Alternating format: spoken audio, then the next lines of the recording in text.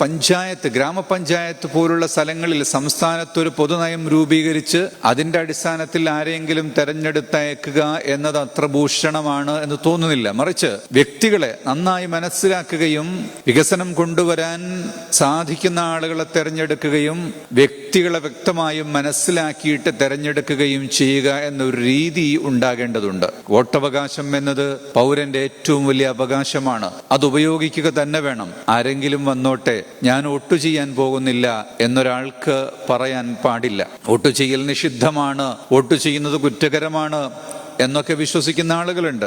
ഒരു രാജ്യം ഭൂമിയെ നിർമ്മിക്കാനും വളർത്താനും നമ്മോട് പറഞ്ഞിട്ടുള്ള പടച്ചവൻ ആ ഭൂമിയിൽ ഇത്തരം കാര്യങ്ങൾ ചെയ്യുന്നതിന് നാട്ടുകാർ ഒന്നിച്ചു ചേർന്നല്ലല്ലോ കാര്യങ്ങൾ ചെയ്യുക. അതിനെന്തായാലും പ്രതിനിധികളെ തെരഞ്ഞെടുത്തുകൊണ്ട് സഭ രൂപീകരിക്കുന്ന രീതി തന്നെ ഉണ്ടാകണം. അവിടെ കക്ഷിയ രാഷ്ട്രീയത്തിന്റെയോ അല്ലെങ്കിൽ മീഡിയ വൈബുകളുടെയോ അടിസ്ഥാനത്തിൽ കാര്യങ്ങൾ തീരുമാനിക്കുന്നതിന് പകരം കൃത്യമായ വിലയിരുത്തലോടുകൂടിയും സ്വയം ബോധത്തോടുകൂടിയും വോട്ട് ചെയ്യുന്ന ഒരു രീതി നമുക്കുണ്ടാകുമ്പോഴാണ് നമുക്ക് ഈ രാഷ്ട്രത്തിന്റെ പ്രവർത്തനങ്ങളിൽ കൃത്യമായി ഇടപെടാൻ സാധിക്കുന്നത്.